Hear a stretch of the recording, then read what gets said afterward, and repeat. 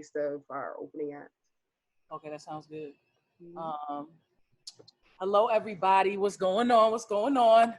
I hope everybody's doing well today. My name is Oompa, and I'll be the moderator of today's discussions on behalf of the Boston Juneteenth Committee and the National Center of Afro-American Artists. Welcome to the virtual edition of the 8th Annual Big Head Festival. Today, we're celebrating hip hop and the essence of this event's theme, which is eternal presence and the evolution of hip hop through a 2020 lens. So before we get started with today's discussion, we have a few words from the chairperson of this wonderful annual event, Ms. Reverend Andrea Manny Payne, and then Milton Irvin of the Timothy Smith Network, and most importantly, the director of the National Center for Afro-American Artists.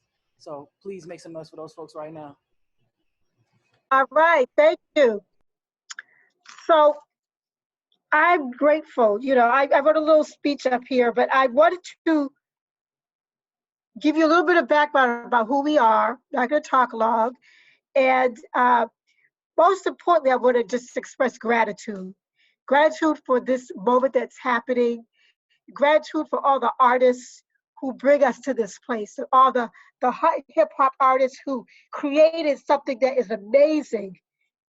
And it's taken over the global stage and brought it out from such humble beginnings. I was in New York City when hip hop became the thing. I remember seeing people spitting on their backs, their heads, and it was just amazing. I was too old to do it, didn't have the liberties to do it, but I've always respected the level of creativity that hip hop offers us. And so before I go further with that, I want to just let you guys know who the Boston Juneteenth Committee is.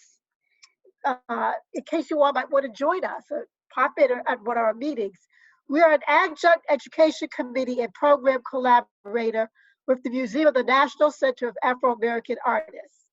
The Boston Juneteenth Committee is a self-governing, co-equal partner developing and sustaining projects and activities that foster knowledge and encourage civic engagement within Greater Boston's Black community. We are all volunteer organization. The Boston Juneteenth Committee is open to all residents interested in positively impacting the aspirations of our youth and continuing the cultural traditions and social growth of our community. We at the Boston Juneteenth Committee consider ourselves to be culture keepers, and as such, we contribute to and support the mission of the Museum of the National Center of Afro-American Artists, as the museum endeavors to preserve and promote the artistic, social, and cultural contributions of Black people locally and across the diaspora. So for those of you who have not attended a Boston Juneteenth meeting or have not gone to the Museum of the National Center of Afro-American Artists, I invite you to come and check us out. I guess next year when we won't be doing all this virtual stuff. So I just wanted to say a few words about this presentation. There's a couple of things that drove the decision to have this. One, I watch sometimes a lot of those entertainment shows.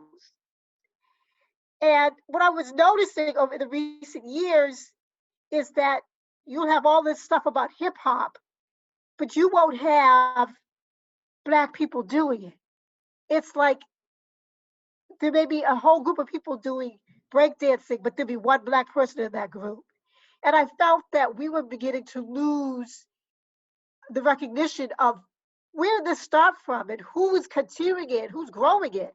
And I really felt that it was extremely important that we address that and do it in a conference format. Another way of looking at hip hop, just looking at it through a conference format in a cultural setting.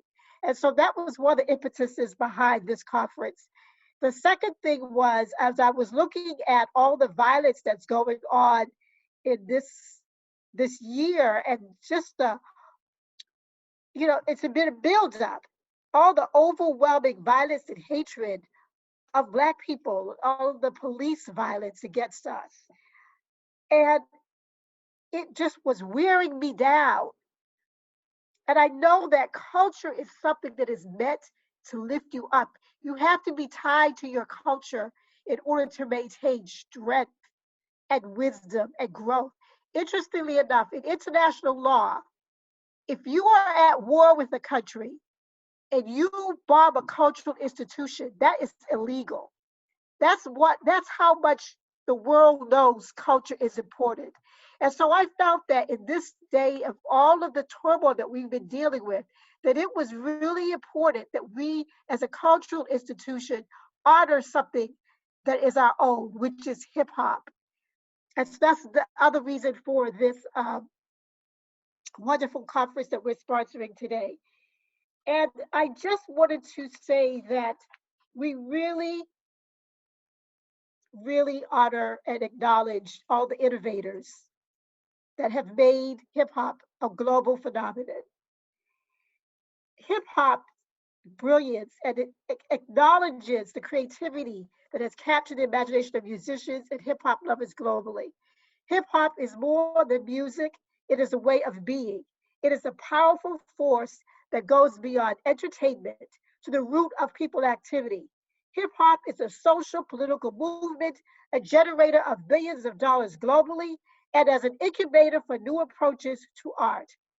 And as new as hip hop is an art form that stretches back to Nubian ancestors. And you'll hear more about that later. So I am just grateful to the opportunity to do this. And I want to thank our sponsors who will be acknowledged later on. But I also want to acknowledge the chairperson of the Boston Juneteenth Committee, Jamada A.K. Henry Smith, who is having her birthday today. She's been a great leader, moving us forward these years. And so we just want to acknowledge her and thank her for her great contributions to our offerings to Boston's Black community and the larger community. I also want to thank Barry Gaither. I'm deeply grateful for him. Thank you to all of you who came. Those of you who could be doing something else, you are here, and we truly appreciate that. As well as I'm deeply grateful for the panelists, for the moderators who will be sharing their knowledge and talent with us today. And most of the Boston Juneteenth Committee members have been together for about 10 years at least. However, this year we had the great fortune to engage some new people in this work. And they really made this happen. They really made it shine. And what was wonderful about it was the intergenerational thing. Most of us are over 60s, and the people who came in here were under 60 or the 30s and 40s. And so we're so grateful for that. So I'm giving a special shout out to some of the people who never worked with us before. That's Denise Washington, Grantley Payne, Ian Powell, and Brittany Crawford. She's been around, but my goodness, she and all of these people just put so much hard work into this. And for them, I am truly thankful and grateful, and I honor you and your contributions. And so I just want to say to everybody, again, thank you for coming. I trust that you will enjoy the conference and you will learn a thing or two. And we're going to do something more with this. This won't be the last thing you've heard about this conference, hip hop, the evolution of hip hop through a 2020 lens. Thank you and have a great time. Thank you, Reverend. Also, thank you for those powerful words. And I'm going to switch it over. If Mr. Milton Irvin is in the building, we would love to hear from you. If not, we can just turn it right over to Mr. Barry Gaither for a few words. For more than a decade, the Boston Juneteenth Committee and the National Center of Afro-American Artists have co-produced programs for our community with the intent of honoring our history and heritage, enlarging our understanding and appreciation of both of these, and fostering knowledge and creativity.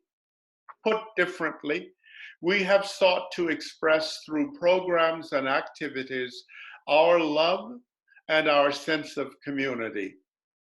The love that has been our motivation is not blind to our failings, social, cultural, or otherwise, for it is greater than any of these defaults. Within it, we can bind wounds, digest criticism, and mold futures. Eternal Presence, the evolution of hip hop through a 2020 lens, is just our newest endeavor. Along the way to today, we have grown as we have stretched across generations, bridging crevices and bonding breaches. For in hip hop is found the elements of the old, which those in my generation are familiar with, as well as elements of the new, some of which are experienced as abrasive, transgressive, perhaps even vulgar. All of these latter qualities are commonly found at the junction of generations, at that place where the new separates from, sometimes with tears, the established order on its way to a tomorrow where destiny beckons. Our hope for today is that all of us will find our exchanges informative, broadening, refreshingly relevant, and courteous. May the panels have all the animation of our elders meeting under the baobab trees of Africa, or the Chinaberry trees of the American South, or even the barber shops and street corners of the cities of the North, Midwest, and Far West. In those settings, they wrestled with the issues of change in their day, while modeling the value of dialogue in ameliorating conflict. May we be reminded that the tension between generations is an opportunity for creativity to triumph over difference, and for old forms to give way to the emergence of new ones. The elements that fuel hip hop have echoed throughout our history, rumbling back to the ancient Nile Valley and reverberating across Africa before overwhelming the Americas and now the world. Those primal elements include percussive, propulsive rhythms that drive songs and speech, love of the power of sound, whether of the body, breathing, or surfaces scratched. Intellectually challenging but playful word games on a spectrum from Black sermonic tradition to scatting. And the inner freedom to allow the body to bend and spin, to contort and elide, producing dance that is not just spectacular and athletic, but also emotional and eloquent. These are the elements that blues and jazz artists, gospel and show people, choirs and chanters have used to create the bed on which hip hop was begat and from which it arose. Thus, the legitimacy of the musical form of hip hop cannot be questioned. Its Blackness is incarnate. Nevertheless, the legitimacy of its origins does not guarantee the wisdom of its youth. This latter can only be assured by developing and sustaining a valid criticism that holds its practitioners to a high standard of both excellence of expressive power and appropriateness of content. Because this is so, I hope our panels will explore not just the origins of hip hop and its evolution over the last decades, but also its social messaging and its vulnerability to commodification. Obviously, hip hop's many themes could fill this symposium, far exceeding the possibilities of just a few hours. Nevertheless, we should not shy away from asking difficult questions, even as we honor the brilliance evinced by this cultural form. Make today's discussions and performances the beginning of a series of gatherings cross-generational, cross-gender convenings that will lift hip-hop to the highest elevation possible for it, and that will honor its roots. Begin that process by talking and listening together this afternoon.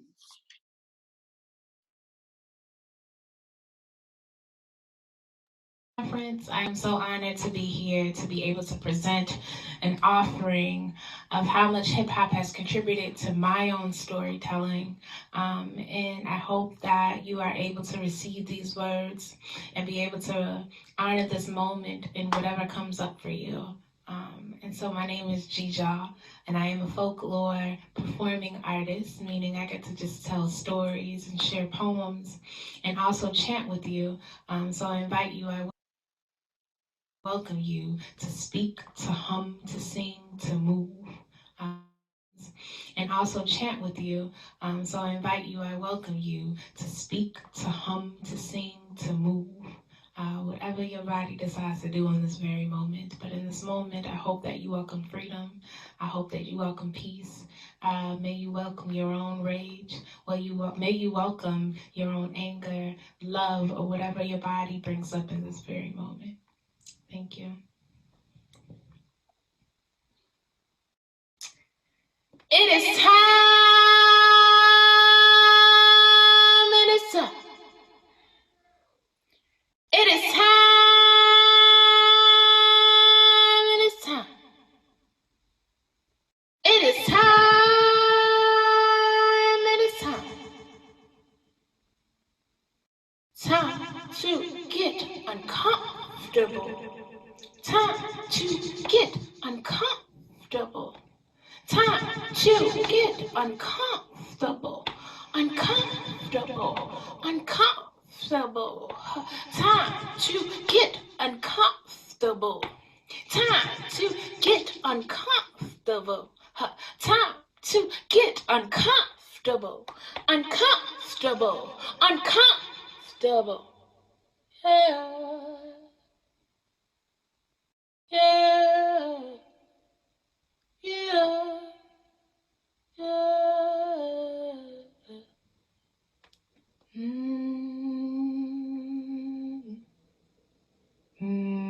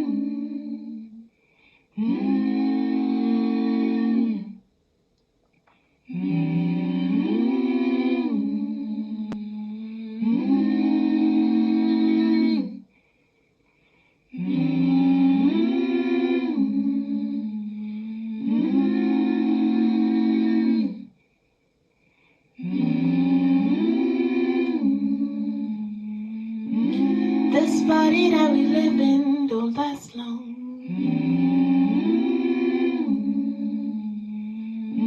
This body that we live in, we don't own. Yeah. This body that we live in don't last long. Yeah. This body that we live in, we don't own. I'm gonna tell you a story about a flower. I'm jealous of the way the flowers grow. Even though hands still they shine, they still happen to know that the key in life is to be still. And it's also to know that the art of opening up is to learn to let go. Can you hum with me? I'll tell you the story about when I grew up in a church. oftentimes there was testimony time. And during testimony, there was always somebody's elder who would get on the mic. And when they would get on the mic, they would start to sing. Most times they didn't know the words to the song. And because we were respectful, the audience, we wouldn't correct them. We would just hum with them. They would just hum, and we would feel the spirit of the Lord in the room. And so I'm asking you to hum with me still. Sometimes when we don't know the words we my cocker come tell me that my cousin just passed. She tells me that my cousin just drowned. She tells me that I cannot tell his mother. Tells me that because she is pregnant, we must do everything to protect the baby. But see, morning come and nighttime go, and my coco is getting dressed for the funeral. She tells me I cannot come. Tells me that I must stay to console my auntie, and I look at her and I say, why isn't a mother attending her own child's funeral? And she looks at me and she says, in our culture, a pregnant mother isn't allowed to attend a funeral for they are scared for what may happen to the baby. But because I overthink, I began to think about when we are pregnant with dreams, how we must be very protective to that thing, how we must not hang around dead places, dead people, or dead things, how we must be very protective to the seed that has been birthed within us. Sometimes when we don't know the words, we don't know the words, don't know the words. The black girl speaks of praising. Oh, speak, black girl, what is your reality? I praise. What is your reality? Says I praise. How do you endure them? How do you take them? I praise. They call you mules, weigh the world on your back and judge by how you choose to carry them. How do you endure them? I praise. They place the crown upside down while you bleed and call you queen. How, black girl, do you still invoke them? And I tell them again, I praise. What right have you, they say, all your wholeness to demystify, to be genuine, to carry heaviness, or just to even dream? And yet again, I tell them, I praise. When do you have time to decolonize, to teach, to imagine, to destroy, to love, to know, to fix, to cry, to create an illusion, to strength, to see, or even just to be? Learn to praise. Sometimes when we don't know the words we hum, don't know the words we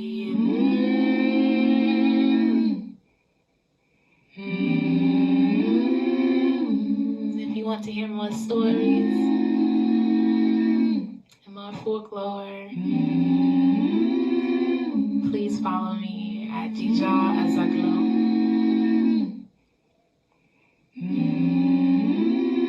May you rest in this moment. May you offer yourself grace. May you be kind to yourself. May you rest. May you rest because it's your right.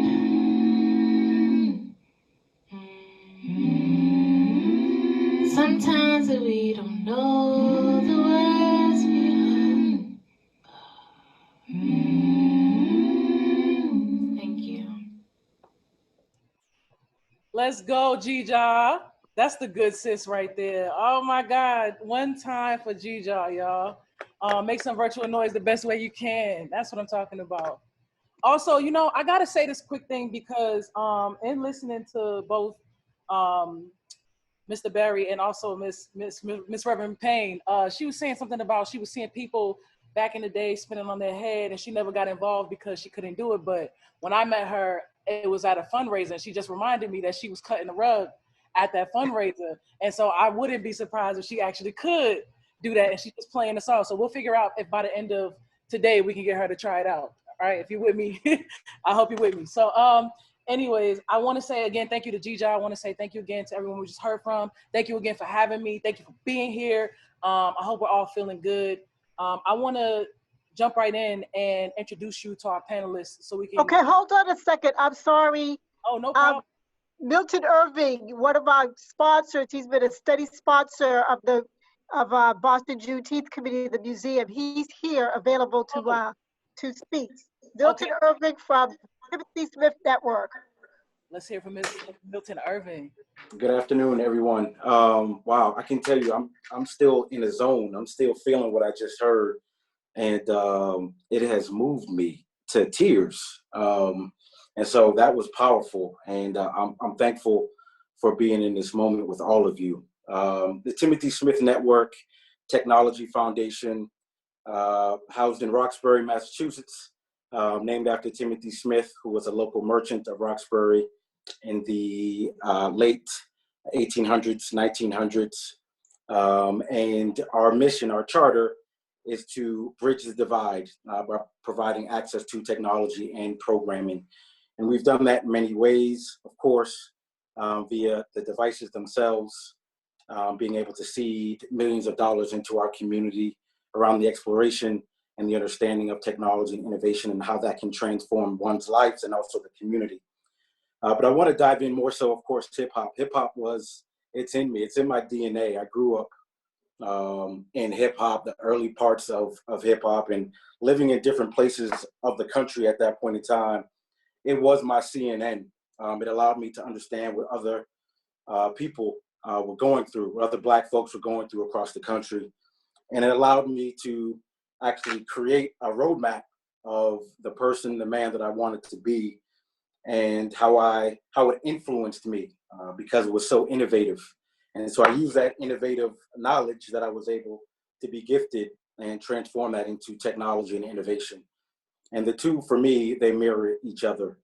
And so I'm thankful for hip hop because it has allowed me to walk the walls of the White House, to walk the halls of the White House, the halls of NASA, the halls of my community of Boston, and to feel like a king, to be very honest with you, that I belong. And that's what hip hop has done to me. It made me feel as though that I belong and that there's nothing that can't be overcome. And the fact that there are just so many different parts of hip hop, not just being on the mic, which is so influential, but there are other ways that hip hop can and has influenced others, whether it's the beat making, whether it's the engineers, whether it's becoming a lawyer, but finding your way to be a part of that movement, as we all see, has become very much commercialized, but I believe the true essence of the storytelling is still there and the passion is still there. So I just want to say I'm thankful. Our commitment to supporting not only today, but anything moving forward is there. And it's because of Reverend Payne as well, being a great, of course, advocate for the work. Has been tremendous. So I'm thankful for her and thankful that she stays on me about, hey, we got another event coming on, brother. We need your support. She is great in doing that. And so I'm thankful for her and I'm thankful to be a part of this movement today. And I just want everybody to hopefully be moved, not just for today, but to allow that movement that happens to carry you through the rest of your days, the rest of your weeks, the rest of your years. So thank you, everyone, and have an extremely powerful day. Thank you so much. And thank you all for your deeply moving personal testimonials about hip hop and about the diasporic like traditions of hip hop and how it relates. I'm really moved to hear it, and I know the people who are watching are too. So thank you all for sharing. And I'm glad you got to get in here before we moved on to the panel. So shout out to everybody who made that happen. Yes. Indeed. Let's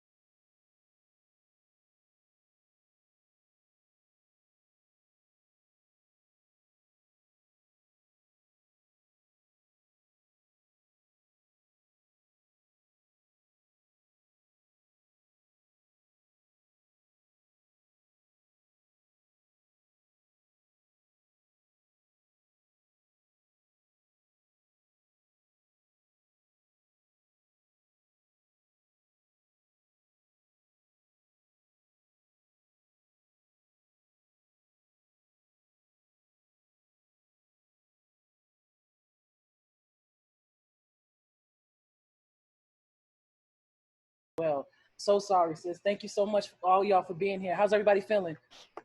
Wonderful. Word, word. So I'm gonna start with some questions, but just some house rules, which is that we are Black here, and that means feel free to make as much noise however you want to make it. If somebody says something that you like, feel free to snap them up. If you got your mic on mute, we can see a clap. You know, we're just gonna keep that energy going and generate it throughout this conversation, because I know there's gonna be a lot of gems. I know I'm gonna learn a lot, and I hope you do too. And so with that said, and you also don't have to answer in any particular order. I would love to hear from you all. But just if you feel moved, please respond in whatever order. So first, can you describe when you fell, and thank you for these questions as well, when you fell in love with hip hop and how old you were? What was that memorable experience like? Whoever wants to go first. Also, this hat is amazing, Mark. Mr. Marin. Thank you. Thank you. You hear me? Yeah, I can hear you well. Word. Yeah, I'll start off. Well, first off, I want to say I'm real excited to be a part of this panel today. This is really dope. Mr. Gaither, you said it all, man. That was an amazing intro, man. I was like, do we even need to say anything else? You laid it all out for us, brother. Wow. My introduction to hip hop was a few things. My older sister, she has about 6 years on me. Yeah, she's about 6 years older than me. So growing up, I used to just tag along with her everywhere she went, everything that she was doing. And she was so engulfed in hip hop culture and hip hop music. And I also had older cousins that were like my older brothers as well. My family's very tight. My family is from Honduras. And migrated to the United States like in the 60s. So we're real familial, real tight family unit. So all my cousins are like my brothers and sisters. So basically it started with just tagging along with them and getting into the things that they were doing. Growing up, I also went to St. Joseph's school in Roxbury. And we had talent shows and things like that. So I remember one of my first early like hip hop performances was lip syncing Eric B. and Rakim Move the Crowd. And that was because my cousin made me do it. You know, he's like, yo, you're going to do this. You're going to learn this song word for word and you're going to get up there and do it. And that's when I like kind of fell in love with like the idea of actually being a performer. But it was just all around me, you know, growing up in Boston in the 80s, it was like the culture was all around us. You know what I'm saying? There were all of these things. There were the block party type jams, you know what I'm saying? Just people riding by playing music, you know. It was just embedded in the culture of the city. So that's one of my fondest early memories of just getting involved and knowing that I wanted to be a part of it in some type of way. That's super dope. That's super dope. I'm familiar with the whole, yeah, that's super dope. Thank you for sharing that. For me, it was just growing up, getting to listen to whatever I wanted to. My mom didn't care if it was explicit, not explicit, R&B, rap, listen to all of it. I had older siblings too, like Mark. And my very first concert was 1997. It was Puff Daddy and the Family No Way Out tour. And me and my sister, I was 11 years old. I shouldn't have been at the house, you know what I'm saying? Like, just me and my sister. And it was such a rush, and it was so beautiful and so much fun. And I felt so seen, right? It was Puff Daddy, Mace, Lil' Kim, The Lox, 112. So you have this arena full of people just there to see this music live, to experience it, to sing along, to buy the merchandise. And it just changed my life forever. And that was my real introduction to music. And that's why I knew I wanted to be a part of my life as well as my professional career. That's amazing. Did you walk away with any dope merch, and do you still have it? I don't, but we got the insert of the pictures. So it's like 112 on one page, you know what I'm saying? And then like, you know, like you just open it up, it's like a carded Bad Boy artist. Yep. That's dope. Thank you. Well, I guess I'll go next.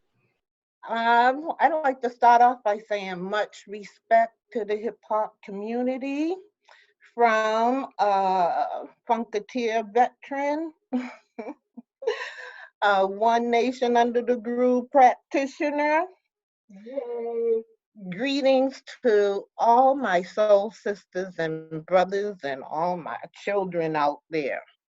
I'd like to especially say something about this year that I haven't heard many people talk about, and as a historian, I have to go there. Um, this year is the 250th anniversary of Crispus Attucks' sacrifice. And Crispus Attucks was a brother who was fighting for jobs for Black people. That's how he ended up massacred, but he made this country possible. And I think this year is a very significant year in regards to us maintaining liberty. Having said all of that, I'm coming out of the generation I came out of, I saw like a continual stream of culture from the last poets to hip hop.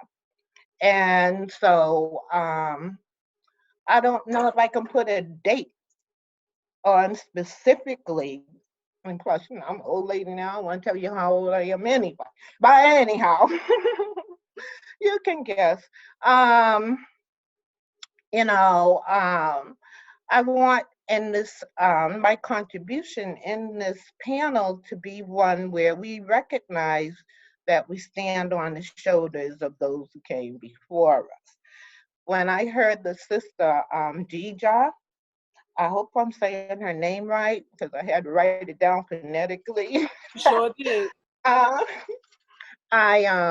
was thinking about Nikki Giovanni and Sonia Sanchez and how proud they would be to know that Wavelength is going and has expanded and taken on a new form. So I have much respect for the hip hop movement. I think it's so necessary.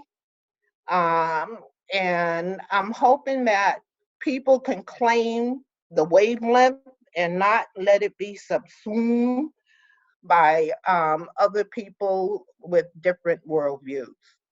That's all I have to say on that. Thank you. Can you remember a moment where you fell in love with hip hop in particular? Because you just made an important distinction about being you said a practicing funk. What did you say? Like you coming from funk. One nation under the groove practitioner. Yes, ma'am. Yes, ma'am. So when that transition happened, when did you remember a moment where you fell in love, or you just saw that transition as an important one? Well, you know what? Like I said, I view it as a stream of consciousness, a flow, and I don't see it breaking up. Yep. But you know, hip hop.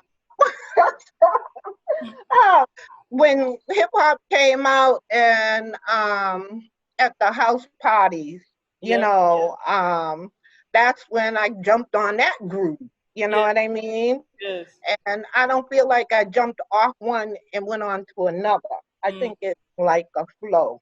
Yeah. For me, you know. Yes. And you know, the politics of it is very important because music. Now I'm going to look at the music element because I know there's many aspects to the culture, you know, with the art and the dance and all of that good stuff, right? But you know, the politics have to. I can't tell people what anything has to be, but let's say it would be wonderful if Black people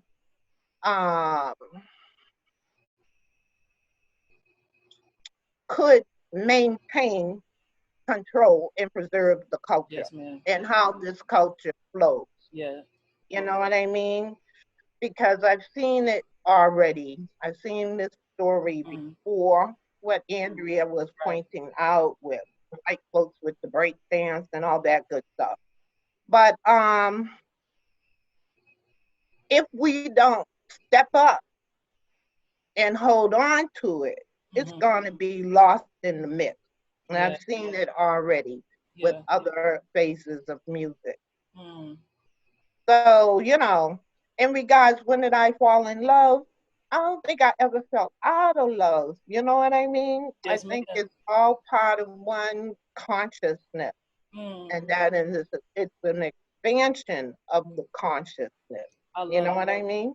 Yeah, I love that. I love that idea of it. Like, yeah, thank you. That was beautiful. And we got Bakari, I think, last but not least. Yo, peace to everybody in here and out there. I just want to first and foremost take a second to express how humbled I am to honestly to be a part of this. So big salute to everybody who has a hand in putting it together. I think this is very needed, and to be selected, out of all the dope individuals that we all know that could have easily been a part of this, it makes me feel special. So very appreciative, first and foremost. And then to answer the question, was there a moment that I fell in love? I think it's tough. I feel like there's so many like different little moments that kind of add up to make a whole.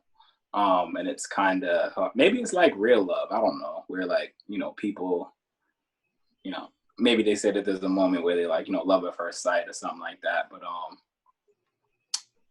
But I think, with maybe relationships, there's probably like a few different things that happen. And when you add them together, they equal love. But a couple times that I could think of, first and foremost, my first like CD that I ever got was, it was a single. So it was this Damian Marley joint with Grand Puba. It was like Me Named Junior Gong. And matter of fact, I pulled it up. I don't even know if y'all can hear it. Check it out. As we blaze this with Junior Gong, Grand Puba style. Dig it. Me name Junior Gong, me tell you. Youngest veteran, me tell you. Me name Junior Gong, me tell you. So Youngest veteran. I must say excuse me for a moment for an introduction. so like, okay, like obviously, he rapping, but he rapping with the reggae rhythm and everything like that. Yep. Really dope song, really dope joint. But it was a single, so it came with his it was his version, then the remix with him and Grand Puba, and then the instrumental, right? So that was like my first, like, I got my hands on an instrumental, you know what I'm saying? Like, so I was kind of like, messing around with and flowing to that. I went to Boston Latin School. At Latin School, like, I'm gonna give you like 3 pieces that I think made me fall in love. At Latin School, we used to like pass a notebook around, from, you got class periods with certain friends, and then other friends, you got a different class with these dudes, but we all like friends. So we would pass a notebook around, school, and, we was doing everything from battling each other to just coming up with different concepts, writing stuff, trying to see who could have the best verse and whatever. Like, I feel like that was a moment. And then, kind of similar to Marin, hitting the stage, like we had like a fashion talent show, you know what I'm saying? And like I chose to rap like in front of like my my peers, which is like, looking back on it, it's kind of, it should have been horrific for me. Like in high school, you can get roasted very easily. But yeah, that was like, it was dope. Like it was dope. It was a lot of fun. And my dad was a jazz musician, you know what I'm saying? Like, so like I always, loved, music and the concept of music and putting it all together. But like, I think those kind of pieces of it, over time, in a short span, made me fall in love with hip hop and what it means. That's dope. I hope we get to come back to the class, the school as the playground for how we fall in love with this thing. Because I'm sure plenty of people have many stories about that. And maybe we can go in reverse order if you want to, or it doesn't really matter, no order here. To answer like, how do you define hip hop, or do you define hip hop? And how do you define hip hop culture? Like, what does that mean to you? I'll take it real quick and then be off it. Like I, you know what I mean? Like, I've thought about that a little earlier. And to be real, this is an incredibly difficult question for me, because I think on its surface, when you say hip hop, it sounds like, you know, a music category, or even some of us may be like, oh, it's a culture.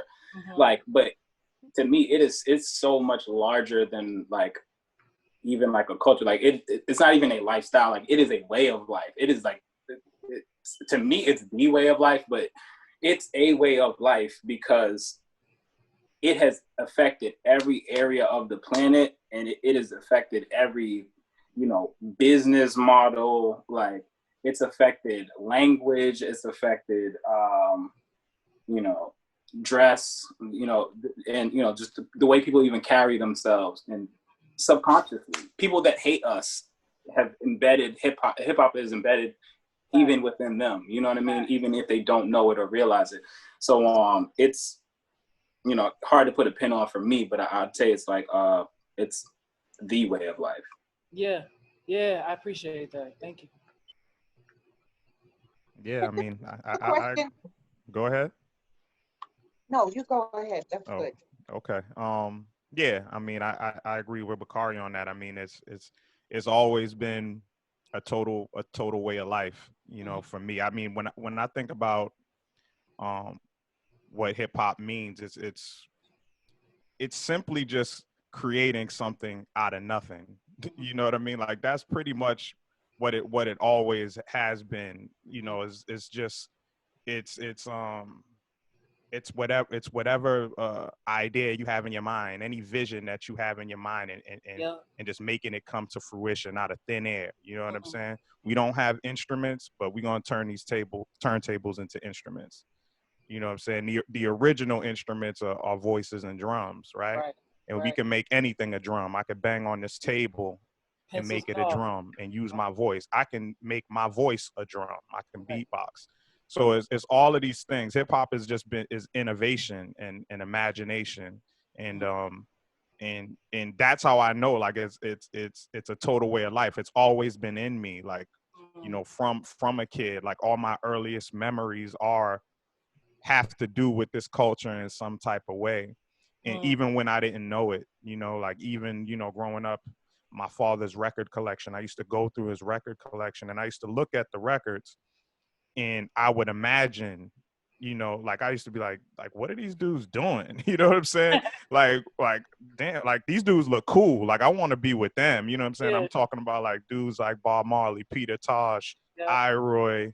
You know, my dad was heavy into reggae, and then also, you know, the soul guys, Wilson Pickett, James Brown. Like these dudes look like characters, you know, and I just used my imagination and I looked at the credits. I looked like, who's this guy? Who's the bass player? Who's, you know, but I didn't, you know, I didn't have access to any instruments or anything like that. So I used to play around with the records. And this is before I knew I was going to be a producer or before I knew that I was going to be a DJ or anything. Like I didn't know what I was doing, but this is what I used to do. I used to get in trouble for this. Like, boy, stop touching my records. You know what I'm saying? Yep. So, yeah, it's, you know, culture is a total way of life. Yeah. That people in a group share, and that's what hip hop is. Always been for me. Thank you too. I got a comment because I'm just collecting data from what y'all are talking about before I make this assessment. But thank you for that, Mary. Can you repeat the question again for me, please? Yes, ma'am. How do you define hip hop, and how do you define hip hop culture, or rather, like, what does it mean to you? How do you define it? Okay, you know, I'm one for not wanting to put boundaries around stuff. I heard that. But what I can say, you know, music is so influential. You know, it actually, melody and rhythm really impacts emotion, you know? And so for me, you know, I was listening to the brother talking about going through his father's records and the other brother talking about, you know, other childhood experiences with what happened before. But I mean, this is our talent. And the fact that the brother said that we have the ability to make something out of nothing. Aretha Franklin was known to make something, take pain and make something beautiful out of it. You know, I think that's just an extension of who we are and our ability. And hip hop itself, like I said, it flows from that.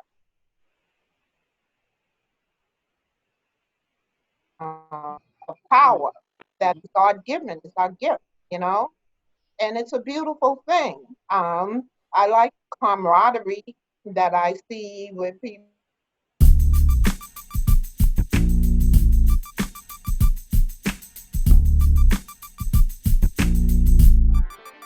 Thank